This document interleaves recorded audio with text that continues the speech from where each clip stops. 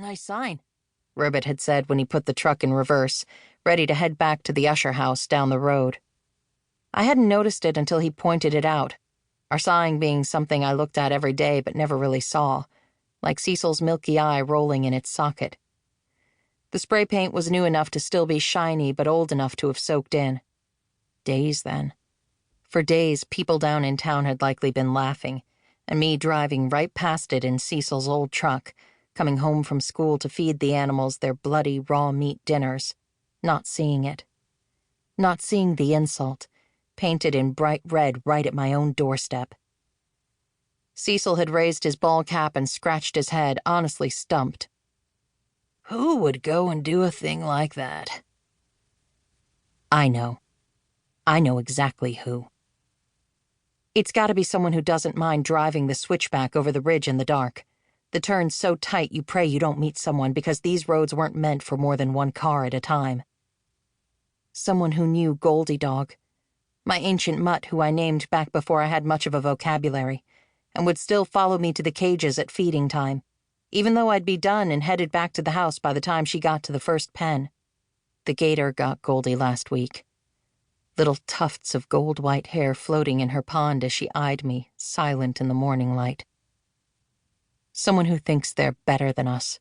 Someone with, I'm sure, things like air conditioning and a flu shot and a car with a muffler on it, because Cecil and I never heard a damn thing, and the dog never made a peep. Maybe because Goldie was as good as dead already. The deadly V-trail of the gator dancing on the surface as she made her move. Someone who wanted to make sure we know what we are and bothered to drive out of town past the buildings and the cell towers, past the paved roads and up into the hills. Coming back down on the other side out here to our little place. Coming out here to lead Goldie to the water and leave their mark on our doorstep. They left something for nothing and came to take a little bit more from us. I can see it. I can hear it. I can smell it. She's in her shiny blue car, music blaring until they're close to the house, windows open to air out the sickly sweet smell of weed. She probably shushed the others, the new friends she brought along to torment an old one. Probably closed her car door real quiet and slipped Goldie Dog a treat when she came to greet her. Still familiar with her scent after all these years. A kind one. A comforting one.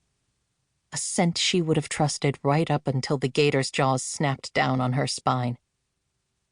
I imagine my old friend even did the sign herself. Maybe worrying a bit when the spray can was louder than she thought it would be, or shaking her hand when her finger got stiff from pushing down. She was smart enough to take the cans with her, and I bet she even threw them in the dumpster behind the gas station on the way back home after dropping off her friends, probably screwing Hugh Broward in the back seat before she went on home. I've borne it all with patience.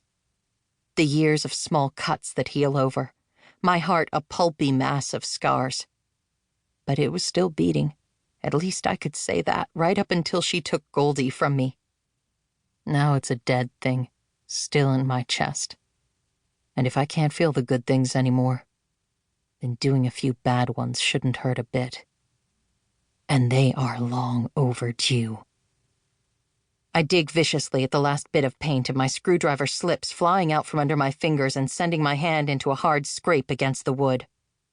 The pain is sharp and bright, and a shock pulses to the tips of my fingers. There's a splinter in my palm, running from the top of my wrist up into my fate line, close enough to the surface of the skin that I can see the grain in the wood, but deep enough that it's going to hurt like a bitch coming out.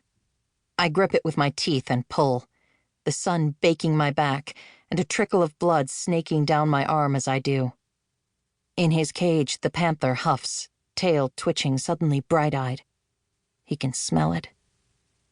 I spit the splinter into the ditch where it pings off one of Cecil's beer bottles. I'm not like Cecil, wondering who would go and do a thing like that. I know who. It was Felicity Turnado. Chapter 2. Felicity. I'm being carried again. But this time at least I know by who. Hugh's calf tattoo flashes in front of my